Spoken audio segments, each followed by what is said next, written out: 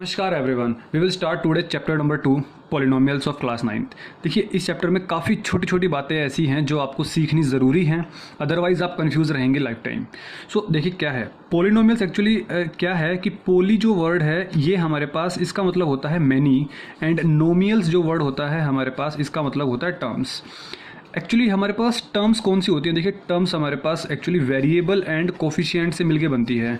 Variable and coefficients, जैसे मैंने कहा 2x, तो 2x हमारे पास एक क्या है, एक टर्म है। तो 2 हमारे पास क्या हो गया, एक कोफिशिएंट हो गया। x हमारे पास क्या हो गया, एक वेरिएबल हो गया। मैंने कहा 5x स्क्वायर, 5 क्या हो गया हमारे पास कांस्टेंट, x स्क्वायर हमारे पास क्या हो गया, वेरिएबल, जिसकी डिग्री कितनी है हमारे पास 2। तो दीज आर कॉल्ड टर्म्स। ठीक है। सो अब मैं बात करता हूँ कुछ ऐसी चीज़ों की जो देखिए पोलिनोमियल के बारे में। तो पोलिनोमियल हमारे पास इक्वेशंस वही होंगी जिसके अंदर वेरिएबल की पावर अगर होल नंबर है तभी हमारे पास पोलिनोमियल इक्वेशन कहलाई जाएगी। मतलब कि कोई भी वेरिएबल हो उसका होल नंबर। ये वेरिएबल क्या होता है अब वो बताते हैं। देखो इधर देखो, मैंने कहा कि आपके पास सपोज एक इक्वेशन है 2x square plus 5x plus में 3। तो इसके अंदर जो 2, 5, 3 है हमारे पास, ये क्या है हमारे पास कांस्टेंट है, कांस्टेंट है। और ये जो x यहाँ पे हमारे पास रोल प्ले कर रहा है ये वेरिएबल है। ठीक है। एक्चुअली में जो वेरिएबल और कांस्टेंट का रोल समझ में आएगा जब ग्राफ बनाएंगे या फिर आप हायर क्लासेस में जाएंगे तो ज़्यादा अच्छे से समझ में आएगा, बट फिर भी मैं आपको कवर करने की कोशिश करूँगा इन फर्दर लेक्चर्स। सो 2, 5, 3 हमारे पास कांस्टेंट है, x हमारे पास वेरिएबल है। इट मीन्स वोट कि आपके पास अगर किसी भी वेरिएबल की पावर होल नंबर है तो ही पोलिनोमियल इक्वेशन होगी। जैसे मैं एग्जांपल देता हूँ, मैंने कहा 5x स्क्वायर प्लस 3। यहाँ पे जो x है, x की पावर कितनी है हमारे पास, 2 है। तो 2 हमारे पास क्या होता है, एक होल नंबर होता है। ये चीज़ तो आप जानते ही हैं कि होल नंबर हमारे पास क्या होते हैं, 0, 1, 2, 3 से इनफाइनाइट तक, जो 0 से स्टार्ट होता है। मैंने कहा कि आपके पास इक्वेशन बोला रूट में 5x। देखिए 5 के ऊपर रूट है, यहाँ पे x वेरिएबल है, बट x की पावर तो कितनी है, x की पावर तो 1 है। तो ये भी हमारे पास एक पॉलिनोमियल इक्वेशन है। बट अगर मैं बोलता हूँ 5 रूट x, ये जो 5 रूट x है, क्या ये पॉलिनोमियल इक्वेशन है? नहीं है, क्योंकि 5 रूट x को क्या लिखेंगे, x की पावर हाफ। ये रूट का मतलब क्या होता है, पावर हाफ, और x की पावर हाफ, हाफ हमारे पास क्या होल नंबर है, नहीं है। It means this one is not a polynomial. ये हमारे पास पॉलिनोमियल इक्वेशन नहीं है। मैंने कहा x प्लस 1/2x, तो ये जो 2x है जब ऊपर जाएगा तो क्या बन जाएगा, x की पावर -1। देखो अभी पावर 1 है, जब ऊपर जाएगा तो -1 बन जाएगा। मैं फिर दोबारा से इसको कहूँगा कि ये भी हमारे पास एक पॉलिनोमियल इक्वेशन नहीं है। ऐसे ही आप इनफाइनाइट इक्वेशन ले सकते हो। मैंने कहा x की पावर 1/3, ये भी हमारे पास एक पॉलिनोमियल इक्वेशन नहीं है। इट मीन सिंपल सेज कि जिसके पावर हमारे पास 1, 2, 3, 0 से स्टार्ट। मैंने कहा 5, क्या 5 एक पॉलिनोमियल इक्वेशन बन सकती है? Yes, it is a polynomial, but this one is called constant polynomial. हम पढ़ेंगे आगे क्यों ये कांस्टेंट पॉलिनोमियल क्यों है, क्योंकि इसके साथ हमारे पास जो x है इसकी जो डिग्री होगी, देखो ये डिग्री हमारे पास 0 होने वाली है। क्यों सर डिग्री 0 क्यों? क्योंकि बच्चे किसी भी नंबर का पावर 0 करोगे तो आपके पास 1 ही मिलने वाला है। मैंने कहा 5 की पावर 0 करोगे तो भी 1 मिलेगा। मैंने कहा 1000 की पावर 0 करोगे तो भी 1 मिलेगा। तो किसी भी टर्म की पावर 0 करोगे तो आपको 1 ही मिलेगा। तो x की पावर 0 हमें क्या मिल रहा है, 1। तो हमारे पास ये क्या बन जाएगा, ये 5 ही तो बचेगा, 5 ही तो रहेगा हमारे पास। तो ये एक हमारे पास अलग एग्जाम्पल है, ये हमारे पास एक अलग एग्जाम्पल है। ठीक है, ये हमारे पास एक अलग एग्जाम्पल है। तो देखिए मैं सारे एग्जाम्पल्स को अलग अलग डिफाइन कर रहा हूँ। ये हमारे पास पॉलिनोमियल है, ये हमारे पास पॉलिनोमियल है। मैंने कहा आपके पास 3x square plus 3x cube plus 5, root का 5, चलो रूट का 5 है। देखो यहाँ पे 3 है, ठीक है, रूट 5 है। 5 तो हमारे पास एक कॉन्स्टेंट टर्म है। कॉन्स्टेंट टर्म से मुझे मतलब नहीं होता, मुझे मतलब है वेरिएबल से। सो आपके पास सिंपल क्वेश्चन ये है कि क्या ये हमारे पास एक पॉलिनोमियल इक्वेशन है या नहीं। Yes, this is a polynomial because x जो है वो वेरिएबल, और x वेरिएबल की पावर 2 है, यहाँ पे 3 है। तो this is called polynomial. Clear और नोट? तो हमने पॉलिनोमियल के बारे में जाना कि ये है क्या। आपके पास बहुत क्वेश्चन आएंगे सिंपल मल्टीपल चॉइस क्वेश्चन में, which one is a polynomial. आप सिंपली पावर देखना, होल नंबर है तो टिक कर देना, अदरवाइज पॉलिनोमियल कट कर देना। सो अब मैं बात करता हूँ पॉलिनोमियल की कुछ और बातों के बारे में। जैसे कि मैंने कहा आपके पास हमारे पास कुछ टाइप्स के होते हैं, ठीक है, देखते हैं कौन कौन से टाइप्स हैं हमारे पास। एक होती है टर्म मोनोमियल, तो मैं मोनोमियल की बात करता हूँ। मोनोमियल हमारे पास क्या होता है, देखिए मोनो मतलब मोन मतलब क्या होता है हमारे पास सिंगल, और मियल मीन्स हमारे पास क्या हो गया, नोमियल मतलब क्या हो गया, टर्म हो गया। इट मीन्स जिसके अंदर सिंगल टर्म हो। तो मैं यहाँ पे सिंपल लिख दे रहा हूँ कि जिसके अंदर एक टर्म है वो हमारे पास क्या हो गया, मोनोमियल कहलाएगा। एग्जाम्पल अगर दूँ, जैसे मैंने कहा 5x, एक ही तो टर्म है। देखिए आप सोच रहे कि दो टर्म है 5 और x, नहीं बच्चे, ये एक ही टर्म है। टर्म अलग होंगी, वो हमारे पास प्लस माइनस साइन से होंगी, मल्टीप्लाई से नहीं। जैसे मैंने कहा 5x² प्लस, अभी ये बोल रहा हूँ मैं, ये भी हमारे पास मोनोमियल है। मैंने कहा रूट में 5, ये भी हमारे पास मोनोमियल है। मैंने कहा 3, ये भी हमारे पास मोनोमियल है। मैंने कहा x⁻³, ये भी हमारे पास मोनोमियल है। ये सब पाँचों के पाँचों हमारे पास मोनोमियल्स हैं। अब इसके बाद हमारे पास क्या आएगा, बाइनोमियल। बाइनोमियल मतलब जिसके अंदर दो टर्म हो। सो जिसके अंदर हमारे पास दो टर्म्स हो। देखिए हम पॉलिनोमियल को दो टाइप से डिफाइन करते हैं, एक हम करते हैं नंबर ऑफ टर्म्स के अकॉर्डिंग, और एक हम करते हैं डिग्री के अकॉर्डिंग। तो डिग्री के अकॉर्डिंग भी देखेंगे। बाइनोमियल मीन्स जिसके अंदर दो टर्म आती हैं, जैसे कि मैंने कहा 3x² + 5, एक टर्म ये रही, एक टर्म ये रही, दो टर्म है तो इसको बोलेंगे बाइनोमियल। क्लियर और नोट, कंफ्यूज नहीं होना। 5x ये पूरी की पूरी एक ही टर्म मानी जाएंगी। मैंने कहा 3x³ + 7x, एक टर्म ये रही, एक टर्म ये रही, बाइनोमियल कहलाई जाएगी। मैंने कहा रूट में 5x प्लस में 7, ये भी दो टर्म है, और इसको आप पॉलिनोमियल बोल सकते हो। यस, बिल्कुल बोल सकते हो, क्योंकि इसकी डिग्री 1 है and 1 is a whole number. Now we will talk about trinomial. देखिए ट्राइनोमियल आपके पास क्या होगा, जिसके अंदर 3 टर्म्स होंगी। सो 3 टर्म्स जिसके अंदर होंगी उसको हम बोलेंगे ट्राइनोमियल। जैसे कि आप कुछ भी अपनी तरफ से एग्जाम्पल बना सकते हैं, 35x⁴ + 7x² + में 6, एक टर्म, दो टर्म, 3 टर्म, ऐसे ही हमारे पास इनफाइनाइट इक्वेशंस बन सकती हैं जिसके अंदर ट्राइनोमियल होगा, जिसको हम ट्राइनोमियल बोलेंगे। अब इसके बाद हमारे पास क्या आएगा, पोलिनोमियल। पोलिनोमियल इसको मैं क्या बोल सकता हूँ कि जैसे कि मैंने कहा 3x⁴ 5x² + 3x + में 9। अब मेरी बात प्लीज़ ध्यान सुनना, ऐसा ज़रूरी नहीं है कि जिसमें मोर देन 3 टर्म्स हो, मैं मोर देन 3 टर्म्स की अगर बात कहूँ वही पॉलिनोमियल होता है, ऐसा नहीं होता। ट्राइनोमियल जो आपने ट्राइनोमियल लिखा हुआ वो भी हमारे पास एक पॉलिनोमियल इक्वेशन है। बाइनोमियल जो लिखा हुआ वो भी हमारे पास एक पॉलिनोमियल है। Monomial is also polynomial. तभी तो मैंने पॉलिनोमियल्स के तीनों टाइप्स बताए हैं, ये तीनों चारों टाइप्स है। सारे के सारे टाइप्स जितने भी हो गए ये सभी पॉलिनोमियल्स हैं, ठीक है।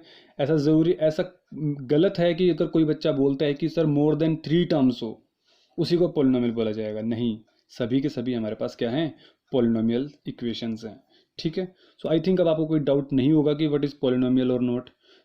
अगर मैंने आपको लिखा 5x 3x³ 3x² + 5, this all are polynomials, ठीक है। अब मैं पॉलिनोमियल की बात कर रहा हूँ जिसके अंदर डिग्री की टर्म्स के अंदर, किसके टर्म्स के अंदर, डिग्री की टर्म्स में। देखिएगा, तो डिग्री की टर्म्स में एक बात सोचिएगा, या तो हमारे पास क्या हो सकता है कि डिग्री हमारे पास 0 डिग्री हो, तो 0 डिग्री होगा तो उसको हम क्या बोलेंगे, कांस्टेंट पॉलिनोमियल। कांस्टेंट पॉलिनोमियल, ठीक है। कांस्टेंट पॉलिनोमियल मीन्स जिसके अंदर हमारे पास डिग्री 0 हो। सर ऐसा कैसे, जिसके अंदर डिग्री 0 हो? देखिए डिग्री 0 मैंने कहा आपके पास एग्जाम्पल के तौर पे 5 हमारे पास क्या है, एक कांस्टेंट पॉलिनोमियल है। क्यों सर? क्योंकि इसके अंदर कुछ नहीं होता तो 5x⁻0 होती है। x⁻0 हमारे पास क्या होता है, 1 होता है, और ये हमारे पास क्या बन जाएगा, 5 बन जाएगा। मैंने कहा रूट में 3, तो root 3 is also a constant polynomial. मैंने कहा 9, ये भी हमारे पास कांस्टेंट पॉलिनोमियल। मैंने कहा -5, ये भी कांस्टेंट पॉलिनोमियल। मैंने कहा -1, ये भी कांस्टेंट पॉलिनोमियल्स। सिंपल एक टर्म लिखी है मैंने, सिर्फ एक टर्म की बात कर रहा हूँ मैं, सिर्फ इस टर्म की, ये हमारे पास एक कांस्टेंट पॉलिनोमियल है। मैंने बात की सिर्फ -1 की, ये भी हमारे पास एक कांस्टेंट पॉलिनोमियल है। Now we will talking about second term जिसकी डिग्री 1 होगी। डिग्री 1 किसकी होती है सेकेंड टाइम पे, जिसको बोलते हैं लीनियर इक्वेशंस। लीनियर पॉलिनोमियल्स लिख देना यहाँ पे, लीनियर पॉलिनोमियल जिसके अंदर हमारे पास डिग्री कितनी होती है, जिसके अंदर डिग्री हमारे पास 1 होती है। सो इसका जो ग्राफ बनेगा मैं बताता हूँ ग्राफ, चलो मैं इसकी ग्राफ की भी बातें कर लेता हूँ अभी साथ साथ आप लोगों के, कि अगर सपोज इसका ग्राफ बनेगा यहाँ पे, कि यहाँ पे हमारे पास एक्स एक्सिस, यहाँ पे हमारे पास वाई एक्सिस, आपको चीज़ें पता होनी चाहिए। सपोज हमारे पास y इज इक्वल टू 9 है, ठीक है, y इज इक्वल टू 9, या फिर मैं एक बोल देता हूँ x इज इक्वल टू 5, मुझे इन दोनों के ग्राफ बनाने हैं। तो सपोज़ करो 9 पॉइंट हमारे पास यहाँ पर आ रहा है और 5 पॉइंट हमारे पास यहाँ पर आ रहा है, तो 9 पे हम इस ग्राफ को सीधा बना देंगे। तो ये बन गया ग्राफ हमारे पास y इज इक्वल टू 9 का, और x इज इक्वल टू 5, मतलब 5 पॉइंट पर एक सीधे लाइन बना देंगे। ये हमारे पास ग्राफ बन गया x इज इक्वल टू 5 का।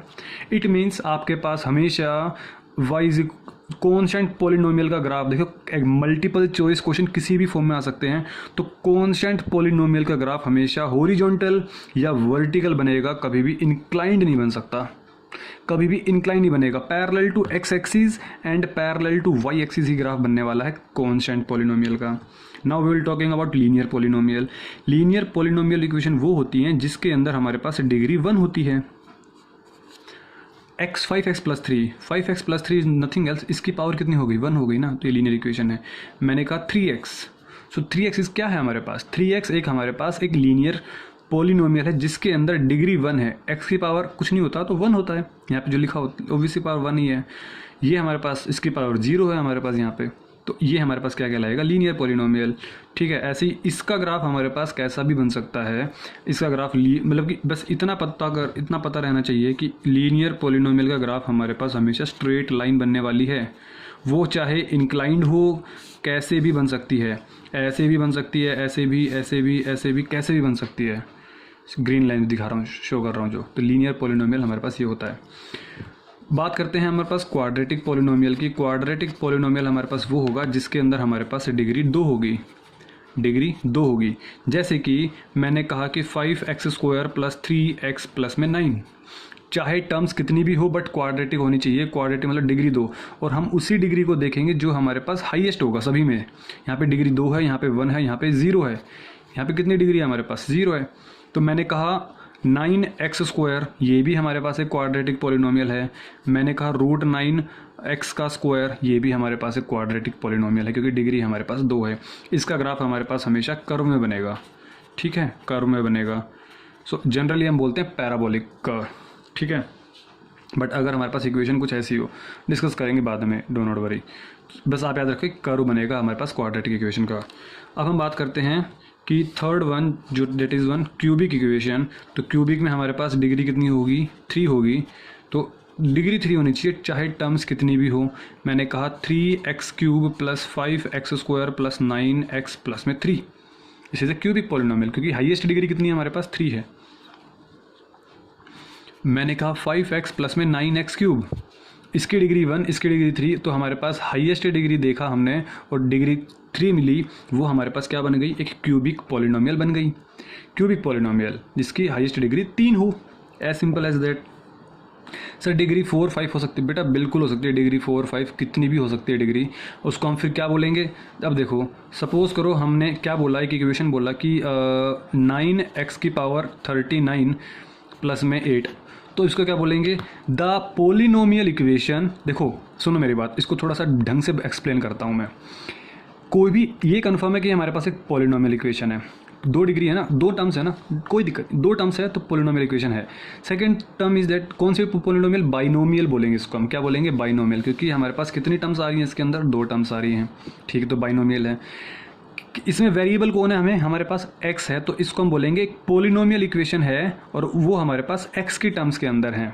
तो इसको हम इस तरीके से डिफाइन करेंगे, एक पी से पॉलिनोमियल जो हमारे पास x के टर्म्स में डिफाइन है, ठीक है। तो इसको डिफाइन और कैसे बोलेंगे, the polynomial which has a degree 39, बस ऐसे ही बोला जाएगा, जिसकी डिग्री 39 है वो हमारे पास पोलिनोमियल इक्वेशन है। क्लियर और नोट, इन सभी का ग्राफ हमारे पास कर्व में बनेंगे। डिग्री 2 से ऊपर हमारे पास, 2 या 2 से ऊपर हमेशा कर्व में बनते हैं। सो ये हमारे पास क्या होगी, पॉलिनोमियल। तो ऐसे हमारे पास इनफाइनाइट नंबर्स हो सकते हैं, बट जो डिग्री होगी वो हमारे पास होल नंबर में ही होनी चाहिए। All thing is clear. Now we will talking about the most important things, that is zero polynomial, ठीक है, ये चीज़ समझ में आ गई। सो प्लीज़ आप वीडियो को पॉज करके नोट डाउन कर सकते हैं और नोट्स आपको टेलीग्राम पर मिल जाएंगे। So do not worry about notes at all. So अब हम बात करते हैं कुछ मोस्ट इंपॉर्टेंट टर्म्स की। देखिएगा, मैं बात कर रहा हूँ ज़ीरो पोलिनोमियल। देखिए, ज़ीरो पोलिनोमियल हमारे पास वो होगा जिसके अंदर सारी की सारी टर्म्स ज़ीरो होंगी। देखो कैसे, 0x³ plus 0x² plus 0x plus में 0। ज़ीरो पोलिनोमियल हमारे पास वो होगा जिसके अंदर कॉन्स्टेंट पोलिनोमियल ज़ीरो हो। ये हमारे पास कॉन्स्टेंट पोलिनोमियल्स हैं और ये हमारे पास ज़ीरो हैं, तो हमारे पास ये क्या कहलाएगा, ज़ीरो पोलिनोमियल कहलाएगा। और इसी बात पर जो x की पावर होगी वो कुछ भी हो सकती है, x की पावर हमारे पास कुछ भी हो सकती है। तो इसको हम एक लाइन बोलेंगे इस ज़ीरो पोलिनोमियल के अंदर, the degree of this one zero polynomial is not defined. Please आप इस बात को मोस्ट इंपॉर्टेंट लिख के नोट डाउन में डाल लें, नोट कर लें इस बात को, क्या कि the degree of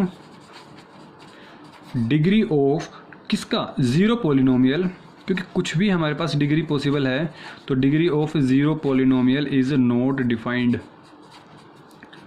this is the most important line of this chapter. Degree of zero polynomial is not defined. हम इसको डिफाइन नहीं कर सकते कि कितनी डिग्री है, क्लियर और नोट। जैसे हमने डिफाइन कर दिया कि कॉन्स्टेंट पोलिनोमियल में डिग्री 0 ही होगी, लीनियर पोलिनोमियल में डिग्री 1 ही होगी, क्वाड्रेटिक में 2 ही होगी, लेकिन ऐसे ही ज़ीरो पोलिनोमियल में हमारे पास डिग्री नॉट डिफाइंड होती है। आप चाहो तो इसको यहीं पर ही लिख दो कि ज़ीरो जो पोलिनोमियल होगा उसमें हमारे पास जो डिग्री होगी वो कितनी होगी, हमारे पास नॉट डिफाइंड। ठीक है सर। अब हम बातें करते हैं कुछ और चीज़ होगी। जैसे कि मैंने आपको कहा कि आपके पास कोई एक टर्म है 5x²। सो इस 5x² में जो 5 होता है ये कोफिशिएंट है किसका, x² का। तो हम इसको कैसे बोलेंगे, कोफिशिएंट ऑफ x²। मैंने बोला 9x, तो 9x में 9 क्या हो गया, 9 हमारे पास 5 इज़ द कोफिशिएंट है ना, तो 9 is the coefficient of x, 9 is the coefficient of x।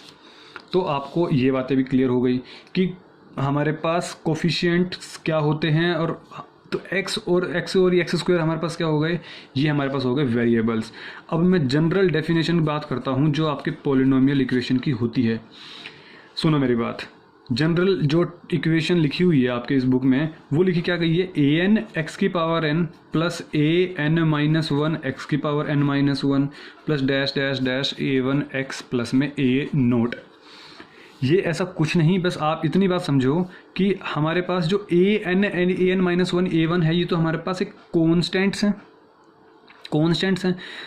जैसे कि मैंने कहा 5x², सपोज यहाँ पे पावर 4 है, 3x³ प्लस 2x प्लस में 1। जनरली आप कभी भी पॉलिनोमियल इक्वेशन लिखेंगे तो डिग्री को आप हमेशा डिक्रीजिंग ऑर्डर में लिखेंगे, पहले पावर हाईएस्ट, फिर उससे पावर कम, फिर उससे पावर कम, फिर उससे पावर कम। आप this is the correct way to write an polynomial equation. आप ऐसे कभी भी नहीं लिखेंगे 3x² plus 5x⁴ plus 2x plus 1। छोटी पावर आगे लिखी हुई है x² और x⁴ पीछे लिखी हुई है।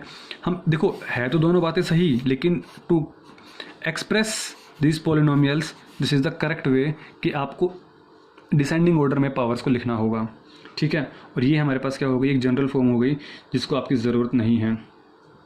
सो अब मैं कुछ बातें बताता हूँ। The degree of non zero constant polynomial is 0। आपके पास एक लाइन और आती है जो अभी अभी हमने पढ़ी कॉन्स्टेंट पोलिनोमियल में, लेकिन उसको देखो जब लिख लेते हैं तो अच्छे से दिमाग में आती है बात। The degree of non zero constant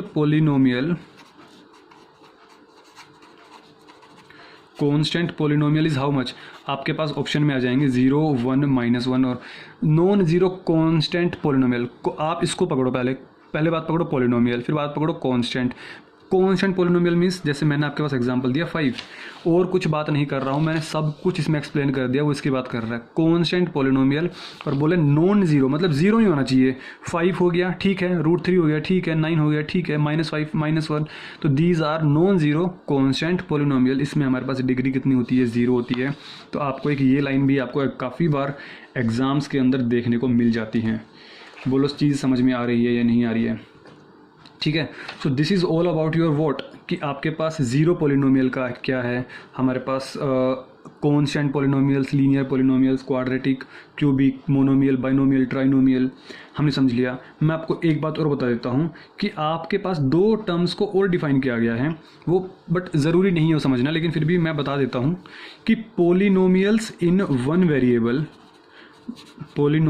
one variable हमारे पास देखिए, मतलब कोई भी इक्वेशन होगी वो हमारे पास सिर्फ एक ही वेरिएबल की फॉर्म में होगी। जैसे मैंने कहा 5x प्लस में 4, ये पॉलिनोमियल इक्वेशन है और एक ही वेरिएबल है इसके अंदर x, तो इसको डिफाइन कैसे करेंगे? Polynomial in one variable that is x, 5x plus 4।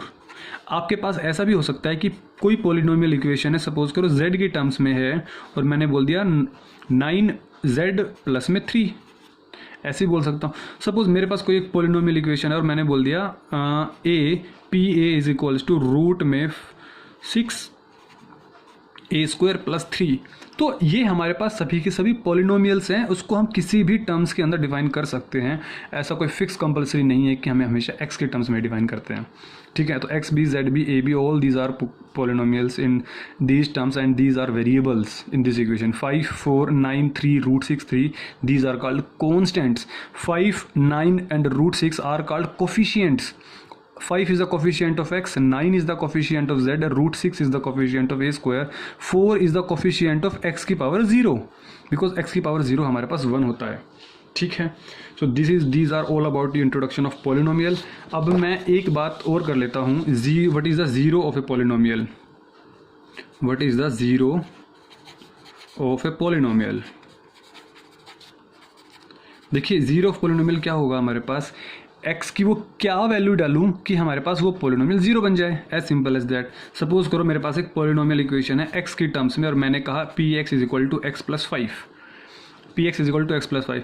मैं x की वैल्यू पे क्या डालूं कि वो जीरो बन जाए, तो x की वैल्यू पे क्या डालूं वो जीरो बन जाए। इट मीन्स कि x प्लस 5 को मैं जीरो के इक्वल रख दूं।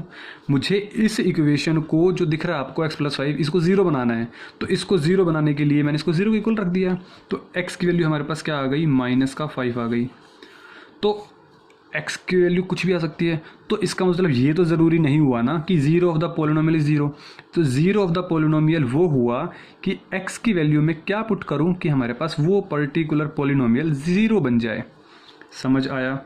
अब एक एग्जांपल आपको और देता हूं। मैंने कहा कि पोलिनोमियल इक्वेशन है कोई, मैंने कहा 9x प्लस में 18, तो इसको हमें क्या बनाना है, इसको हमें ज़ीरो बनाना है। तो 9x प्लस में 18 इज इक्वल टू ज़ीरो, तो 9x इज इक्वल टू में -18, x इज इक्वल्स टू में -18, ये चला जाएगा नीचे, तो x इज इक्वल टू -2। तो हमारे पास ये पॉलिनोमियल बन गया, ज़ीरोज़ बन गया, मतलब x की वैल्यू जब -2 पुट करूँगा तो ज़ीरो बन जाएगा। ये पार्ट्स के बारे में।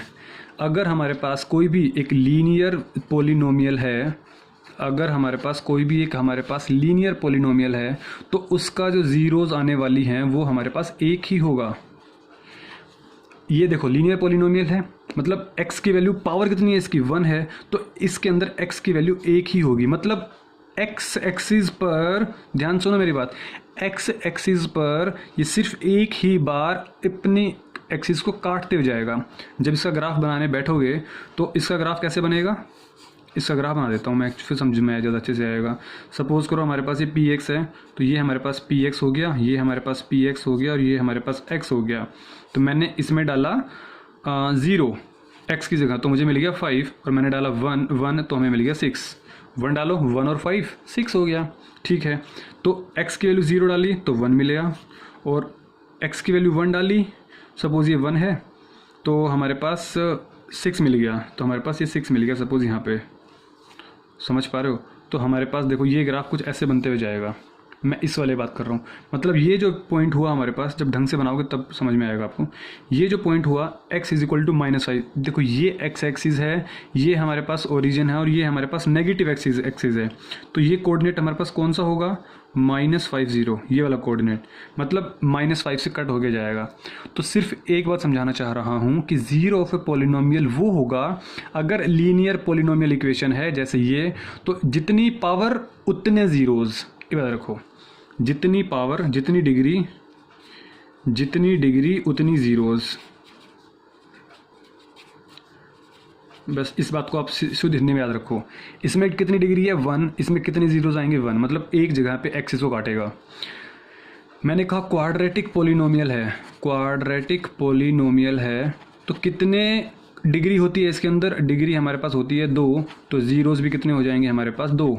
मतलब ये इसका जो ग्राफ बनेगा वो कुछ सपोज ऐसे कुछ भी बन सकता है, लेकिन 2 बार काटेगा। देखो, 1 बार काटा, 2 बार काटा, तो ये मैं ग्राफ देखते ही समझ जाऊंगा कि हमारे पास ये क्वाड्रेटिक पोलिनोमियल है। अगर सपोज मेरे पास एक क्यूबिक पोलिनोमियल है तो कितनी ज़ीरोज़ डिग्री होती है? 3, तो ज़ीरोज़ भी कितने होंगे हमारे पास? 3। मैं इसका अगर ग्राफ बनाना चाहूँ तो ग्राफ देखो ये बन गया 1 2 3। अगर 3 बार कट कर रहा है, मैं ग्राफ को देखते ही समझ जाऊंगा कि ये हमारे पास एक क्यूबिक पॉलिनोमियल है। समझ आ रही है बात? तो ऐसे ही अब आपसे क्वेश्चन क्या पूछा जाता है जनरली, ग्राफिकल पूछा जाए तो ये देखो बोल रहे कि इस बताओ इस इक्वेशन की हमारे पास कितनी डिग्रीज पॉसिबल है? तो 1 2 3 4 5 बार है, तो इसकी डिग्री हमारे पास जो डिग्री होगी वो 5 होगी। ठीक है, तो आप इस तरीके से क्वेश्चन में डिफाइन कर सकते हैं। जीरोज़ ऑफ पोलिनोमियल हमारे पास जनरली ये होता है। सो आज के लिए इतना ही काफ़ी। होप्स आपको चीज़ें समझ में आ गई होंगी। अगर फिर भी कोई डाउट है तो प्लीज़ आप नीचे कमेंट बॉक्स में ज़रूर कमेंट करें। कोई भी डाउट आपका नहीं रहना चाहिए। ठीक है, शायद आपकी एक लाइन स्टेटमेंट रह गई है, non zero constant polynomial has no zero. देखिए, जो आपके नॉन ज़ीरो कॉन्स्टेंट पोलिनोमियल होते हैं उनमें कोई ज़ीरो, इसी की बात कर रहा हूँ मैं। एक लाइन यहाँ बता देता हूँ मैं आपको कि नॉन ज़ीरो, इसी में देखो एक बात ध्यान से देखें, non zero constant polynomial has no zero. मतलब क्या हुआ? पहले तो हम पहले वाले वर्ड की बात करते हैं। कॉन्स्टेंट पोलिनोमियल मतलब सपोज हमारे पास कोई पोलिनोमियल है और उसका वैल्यू हमारे पास 5 है। हमने जैसे पहले डिस्कस किया था कि कॉन्स्टेंट पोलिनोमियल क्या होते हैं कि कोई भी कॉन्स्टेंट नंबर लिख दो, 5 √3 -1 9, और हमने इसका ग्राफ भी बनाया था y = 9। चलो मैं y = 9 ले लेता हूँ, मतलब px = 9 ही ले लेता हूँ, 5 को छोड़ो। तो जब px = 9 लिया तो मैंने कुछ ग्राफ बनाया, कुछ ऐसे बना था। ठीक है, तो ये हमारे पास कॉन्स्टेंट पोलिनोमियल, नॉन ज़ीरो, यहाँ पे तो 9 है, ज़ीरो तो नहीं है, तो ठीक है, non zero constant polynomial has no zero. क्या इसने ज़ीरो एक्स एक्सिस को काटा? क्या इसने एक्स एक्सिस को काटा या नहीं काटा? नहीं कट किया ना। मैं एक्स की टर्म्स में बात कर रहा हूँ। प्लीज़ आप अगर बात करेंगे इसकी कि सर इस वाली एक्सिस ने तो एक्स को काटा था, बेटा ये एक्सिस हमारे पास एक अलग है, ये एक्स की कुछ और टर्म्स में आएगी। मतलब समझो इसमें और इसमें फ़र्क है। इस बात को जो मैं लिखूंगा वो ये लिखूंगा कि p(9), ये तो हमारे पास फंक्शन हो गया ना, तो p(x) = 9, और ये इसको हम लिखेंगे p(y) = 5। ये जब चैप्टर नंबर 3 करेंगे तब समझ में आएगा। बट अभी समझो कि कोई भी कॉन्स्टेंट पोलिनोमियल होगा नॉन ज़ीरो तो उसका कोई भी ज़ीरो नहीं होगा। मतलब ऐसी कोई वैल्यू ही नहीं होगी कि जिसको मैं डालूँ यहाँ पे और वो ज़ीरो बन जाए। इसमें क्या x की कोई वैल्यू है कि जहाँ पे मैं डालूँ और ज़ीरो बन जाए? क्योंकि x की पावर 0 होती है और ये तो 1 होती है, तो 9। तो मतलब इसमें ऐसी कोई वैल्यू नहीं जिसको मैं जिस वैल्यू को डालकर मैं इसको 0 बना सकूँ। As simple as that. तो प्लीज़ इसको याद रखें, non zero constant polynomial has no zero. Yes और नो? ठीक है, और आपको एक बात और बता देता हूँ, every real number is a zero of the zero polynomial. सुनो मेरी बात, हमारे पास every real number is a zero of the, please इस लाइन को थोड़ा सीधा ही समझें, zero of the zero polynomial. मतलब क्या हुआ सर? देखिए बच्चे, ज़ीरो पोलिनोमियल हमारे पास क्या होता है? अभी तो हमने देखा था कि ज़ीरो पोलिनोमियल इक्वेशन हमारे पास पिछले पेज पर थी। चलो मैं यहाँ लिख देता हूँ, 0x³ + 0x² + 0x + 0। सपोज करो हमारे पास एक ज़ीरो पोलिनोमियल इक्वेशन है। क्या ये तो हमारे पास पहले से ही ऑलरेडी ज़ीरो है? इसके अंदर कौन सी ऐसी वैल्यू डालो कि ज़ीरो बन जाए? तो इसके अंदर आप कुछ भी वैल्यू डाल सकते हो। x के अंदर रियल नंबर आ गया ना। रियल नंबर मतलब क्या? जितना भी आपने क्लास नर्सरी से आज तक जितना भी पढ़ा है वो सब का सब हमारे पास क्या है? ये है। ठीक है, तो 0x³ + 0x² + 0x + 0, यहाँ पे x के लिए कुछ भी पुट करें, कोई भी रियल नंबर पुट करें, every real number is a zero of the zero polynomial. कोई भी रियल नंबर पुट करो आपको ज़ीरो ही मिलने वाला है। और कुछ तो नहीं मिलेगा ना आपको। तो इस मतलब का मतलब हुआ ये। तो हमने सब कुछ डिस्कस कर लिया है एक्सरसाइज 2.1 एंड 2.2 के लिए। Zero of the polynomial, polynomials, monomial, binomial, trinomial, constant, linear, quadratic और पॉलिनोमियल्स वगैरह हमारे पास होते क्या हैं ये सब। ठीक है, सो आज के लिए इतना ही काफ़ी। मिलते हैं नेक्स्ट क्लास में। अगर कोई डाउट है बच्चे तो प्लीज़ आप कमेंट बॉक्स में ज़रूर कमेंट करें। कोई भी प्रॉब्लम आती है तो आप मुझसे ज़रूर पूछ सकते हो। टेलीग्राम पर आपको नोट्स मिल जाएंगे, उसकी टेंशन लेने की ज़रूरत नहीं है। चैप्टर सारे कवर हो जाएंगे और एक्सरसाइज सारी कवर हो जाएगी, उसकी भी टेंशन लेने की ज़रूरत नहीं है। सिर्फ आप फोकस करेंगे तो किस पर? अपनी स्टडीज़ पर। ठीक है, सो इस वीडियो को अपने दोस्तों के साथ ज़रूर शेयर करना अगर समझ में आई है तो चीज़ें। मिलते हैं नेक्स्ट क्लास में, तब तक के लिए टेक केयर।